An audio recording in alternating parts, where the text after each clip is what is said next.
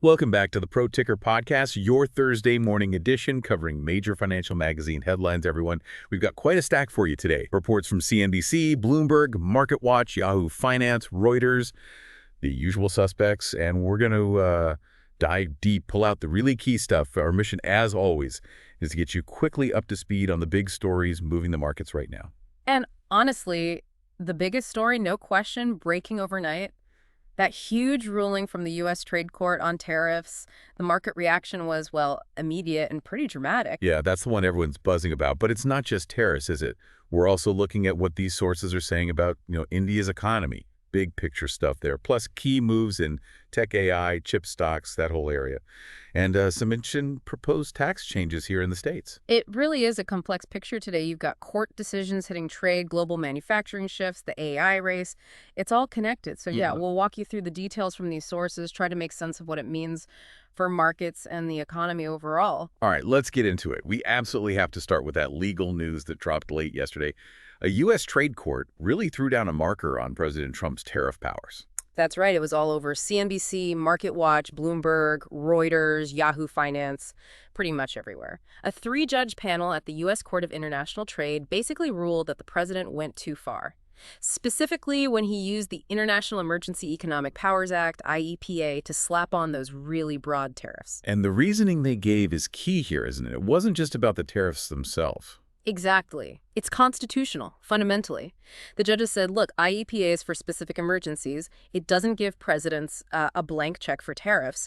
That power, they stressed, belongs to Congress according to the Constitution. They even said, having trade deficits for decades, almost 50 years for the U.S., well, that doesn't count as the kind of extraordinary threat needed to trigger those emergency powers for this purpose. Okay, so which tariffs specifically did this ruling hit? So according to the reports, it suspends the big ones implemented using IEPA.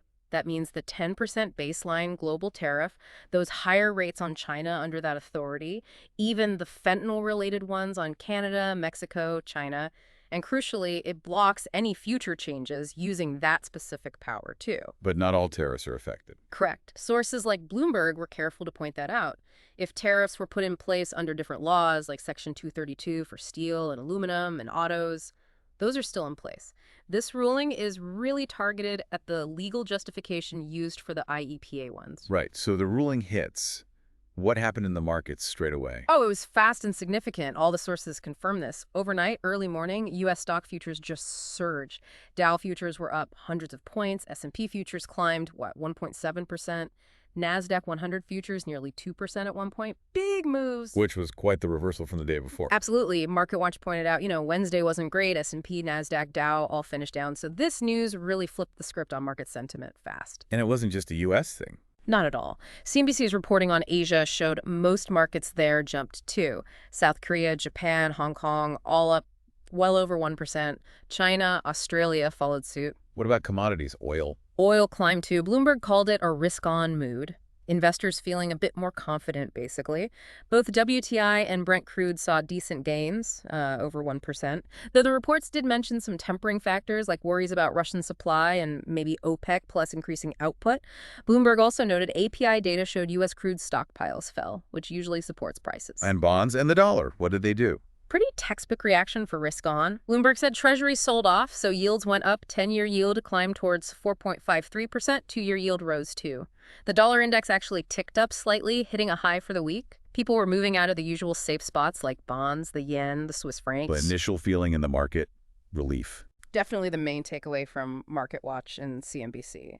MarketWatch literally said the market was exhaling after weeks of white-knuckle volatility. They framed the ruling as a shift towards, institutional guardrails, less uncertainty perhaps. MarketWatch even mentioned that old taco theory, Trump always chickens out, though they quickly added he often does follow through partially. Okay, markets like the ruling, less uncertainty maybe, but that's not the end of it.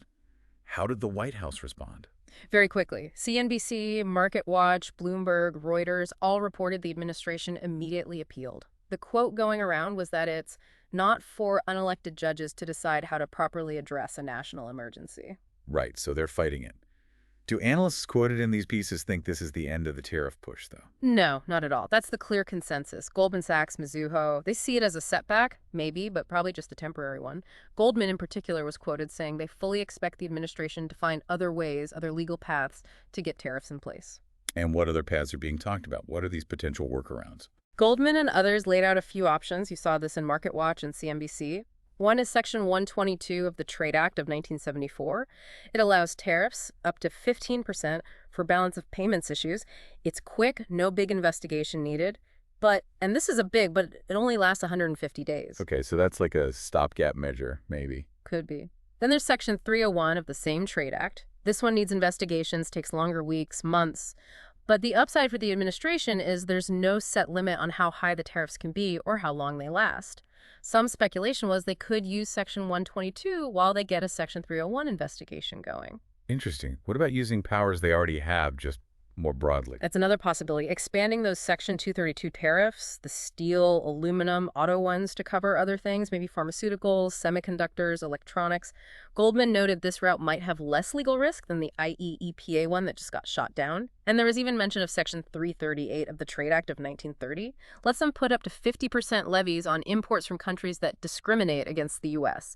Apparently, it's never actually been used before. Wow. So, okay, the message is clear. Even with this ruling, the trade uncertainty isn't just vanishing. There are other tools in the toolbox. What about the appeal itself? How long could that drag things out? Renaissance Macro Research, quoted in MarketWatch, said, yeah, the appeal process itself keeps the uncertainty alive. It can go to the Court of Appeals for the Federal Circuit, maybe even the Supreme Court. Analysts like Stephen Blitz, mentioned by CNBC, think the Supreme Court might take it because there isn't much precedent here, and it's a big constitutional question. So, yeah, the legal fight could go on for a while. And what does all this do to trade talks with, say, China or the EU? MarketWatch and CNBC suggested it just throws everything into disarray, really. Hard to know if trading partners will wait for the courts or try to re-engage with Washington now. Adds another layer of complexity. Oh, and one last point from Goldman, via Bloomberg, the fiscal side. Those IEPA tariffs could have brought in nearly $200 billion a year. That's about the size of the deficit boost expected from next year's fiscal package. But Goldman thinks that revenue will probably still come in just through these alternative tariff methods instead. So despite the initial market cheer, the expert view seems to be pivot, not retreat, on tariffs. Uncertainty stays on the table. Okay, let's pivot ourselves. Let's talk about the big global economic story. Really well covered in CNBC's Inside India newsletter. Yeah, the headline grabber there. India is apparently on track to become the world's fourth largest economy soon. Fourth largest. That's a huge shift. What are the numbers behind that? It's based on IMF data they cited. The projection is for India's GDP to hit about $4.187 trillion in 2025. That would just edge out Japan, projected at $4.186 trillion. And looking out maybe 3 years or so, they expect India to pass Germany and become number 3. And the speed here is just remarkable, isn't it? It really is. The newsletter reminded us India was only 10th back in 2014. And right now, it's the fastest growing major economy out there. That pace is incredible. But CNBC also included a bit of caution, right? A fistful of salt, as they put it. What's that about? Yeah, and this is really important context. While the total size of the economy might pass Japan's, the per-person GDP is vastly different. India's is projected around $2,880 per person. Japan's is almost $34,000. Shumita Deveshwar from T.S. Lombard was quoted saying, basically closing that gap in living standards. That takes a lot more work and sustained development. Got it. Big overall number. Individual prosperity is another story. Yeah. So what's actually driving India's growth, according to the analysis? Several things highlighted in the newsletter. Big demographic advantage, young, growing, educated population that helps build tech and service capabilities. Plus, big ambitions in manufacturing. Tactically, lower oil prices help India imports a lot of energy. Higher gold prices don't hurt either, given its role in savings there. But the main engine seems to be domestic consumption. That's over half the economy. They noted rural consumption picking up recently, helped by maybe better weather, better crop yields, falling inflation. And urban consumption is growing too, boosted by tax cuts and stimulus. Is foreign investment a factor too? Expected to be. Malcolm Dorson from Global X ETFs was quoted saying they anticipate more capital flowing in from foreign investors wanting a piece of that growth story. That could lift valuations, deepen their markets. Okay, so strong drivers. But what about the challenges? The newsletter mentioned reforms are needed. Yeah. What kind of thing? Yeah, they were clear that bridging that per capita gap needs serious effort. Big spending on infrastructure, especially transport. Better education, skills training. Enough jobs for everyone coming into the workforce. Huge tasks.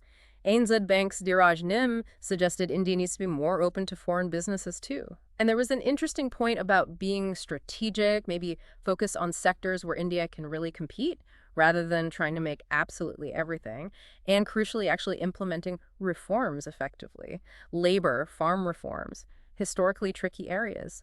Deveshwar stressed that avoiding those past delays and getting policy done is key for long-term competitiveness. Any news on trade deals, specifically with the U.S.? The newsletter said talks are moving along. U.S. officials might visit soon. Sounds like genetically modified crops are still a no-go, but maybe some non-modified U.S. farm products could get the green light. How are Indian stocks doing today with all this global news? Interestingly, the newsletter said they were trading kind of flat today, unlike the big jump in other Asian markets after the tariff news.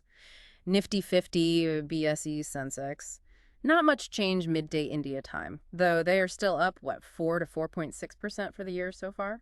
Not bad. What should we keep an eye on from India coming up? Key thing is Q1 GDP data for their fiscal year 25 that's out Friday, and the IPO market looks like it's picking up next week, 4 offerings expected. All right, shifting from the macro view now to the tech world, AI, semiconductors, always fast-moving. Our sources had some interesting updates. Definitely. CNBC and Bloomberg both flagged China's ongoing progress in AI, specifically a company called DeepSeek. They apparently just quietly dropped an upgraded AI reasoning model, R1, on Hugging Face. DeepSeek. Wasn't that the one that made waves earlier this year? That's the one. CNBC reminded us they popped up seemingly out of nowhere. Their first R1 model performed really well against Meta OpenAI models, but was cheaper, faster to develop, shook things up a bit, hit some U.S. tech stocks initially. This new upgraded R1 is supposedly benchmarking very close to OpenAI's latest models, like a 4 Mini and O3. So China's AI is pushing ahead, even with the U.S. chip restrictions. It seems like it. CNBC kind of called DeepSeek a poster child for that. They also mentioned big players like Baidu and Tencent are working hard to make their AI models run more efficiently, specifically to cope with those U.S. chip export limits. Speaking of chips, NVIDIA's earnings were out. MarketWatch, Yahoo Finance, CNBC all covered that. How did that look? Well, NVIDIA beat expectations, top and bottom line, which is good news for them. But the reports also really dug into the impact of those U.S. export restrictions to China. It's not insignificant. How big an impact are we talking? Did they put numbers on it? Yeah, MarketWatch and CNBC reported NVIDIA wrote off $4.5 billion in H20 chip inventory it just couldn't ship to China. They figured about $2.5 billion in lost revenue in Q1 directly because of the restrictions, and they're expecting another $8 billion hit in Q2. That's serious money. What does CEO Jensen Huang say about it? I saw he did an interview. He was pretty blunt with Jim Cramer on CNBC. He argued that exporting AI tech to China is actually important for the U.S. to lead globally in AI. His point was, China's AI market is huge. It's going to develop one way or another. Does the U.S. want it running on American platforms or not? He basically said the current controls have effectively closed the China market for their best chips, and mentioned they're still talking to the Trump administration about it. So how did the market weigh the earnings beat against those restriction impacts? The beat won out, clearly. CNBC and Yahoo Finance said NVIDIA shares jumped, over 6.5% in pre-market?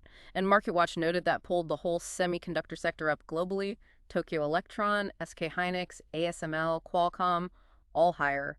Investors seem focused on the AI growth story despite the China headwinds for now. Anything else notable in tech or security from the sources? Yeah, Bloomberg had a piece on Microsoft. Shares are back near record highs, doing better than most big tech peers this year, except maybe Meta.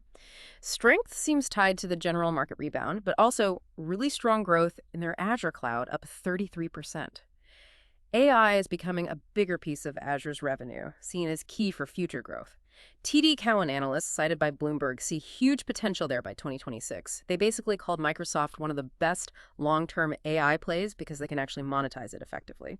Also on Bloomberg, Zscaler is buying Red Canary. That's about boosting their AI security offering with better threat detection. And Reuters added that the U.S. restrictions on tech to China are expanding again. Now companies making certain chemicals and design software for chips need licenses too. Busy space. Any big tech earnings still to come today? Yeah. CNBC and Yahoo Finance flagged a few after the bell. Ambarella, Dell, Marvell, Costco, and Ulta Beauty. Okay, last lap. Let's quickly cover some domestic policy stuff and market trends. Right. CNBC looked at a proposal in the House GOP budget bill. It's about that Section 199A deduction, the one for qualified business income, or QBI. The QBI deduction, what are they proposing to change? According to CNBC, they want to make it permanent. Right now, it's set to expire after 2025. They also want to bump the maximum tax break up to 23% from 20% currently, and tweak the rules about how it phases out for higher earners. Remind us who gets this QBI deduction now. It's for pass-through businesses. So think sole proprietors, partnerships, S-corp, freelancers, gig workers, that kind of thing. And CNBC mentioned some analysis suggesting these changes would shift who benefits most. That's right. Erica York from the Tax Foundation pointed out that even now, higher income folks get most of the benefit. But analysis cited from Ben Henry Moreland and Che-Ching Huang suggests these proposed changes, especially to the phase-outs, would really boost the benefit for high-income owners of specific types of service businesses, SSTBs. SSTBs, like lawyers and lobbyists. Exactly. Those were mentioned as examples. The analysis basically said the changes would make the deduction more generous and more valuable to higher income people, especially those in certain industries, like law and lobbying. Okay, so the potential implications there. Now, switching to market behavior, Yahoo Finance and MarketWatch had this interesting bit on buying the dip. Yeah, the data is pretty compelling. Yahoo Finance, using bespoke investment group numbers for the S&P 500, found that in 2025, buying after a down day has paid off immediately, like the next day. The average return after a down day is apparently the highest it's been in over 30 years. Who's doing all this dip buying? Retail investors seem to be leading the charge, according to JP Morgan data cited by Yahoo Finance. They've apparently poured over $50 billion into U.S. stocks just since the April 8th low. That's even more than during that crazy period in mid-2020. MarketWatch also pointed out that President Trump delaying some tariff threats recently gave a boost, rewarding those who had jumped in earlier. And just a reminder from Yahoo Finance, we get revised Q1 GDP numbers and weekly jobless claims later today. Any other quick corporate news mentions? CNBC noted United CEO Scott Kurdy is talking about the Newark issues today, and Boeing CEO Kelly Ortberg is speaking too, likely about the 737 MAX production. And a final check on crypto. Yeah, CNBC covered VP J.D. Vance speaking at Bitcoin 2025 yesterday. He basically said crypto and Bitcoin are mainstream now, here to stay. Bitcoin itself dipped slightly yesterday, but it's had a huge run over the last month, still near its highs, around $108,000. Ether was trading above $2,600. Wow. Okay, what a mix today. Court rulings, global economic shifts, AI battles, tax policy, market psychology. It's a lot to track. Thanks for helping connect those dots across all the reports. No problem. It really shows you how many different things are hitting the markets all at once right now. Absolutely. And as we wrap up, thinking about everything we discussed, especially that India story, becoming the fourth largest economy, but then that huge gap in per capita wealth compared to Japan and all the reforms needed, it makes you wonder, doesn't it? What does being a major economic powerhouse really mean if living standards aren't rising significantly for vast numbers of people? Is just the big GDP number the whole story? Or should we be focusing more on how that growth happens and who actually benefits? Definitely something to keep thinking about as these global stories play out. Good point. And with that thought, we'll see you all tomorrow morning with new headlines from major financial magazines.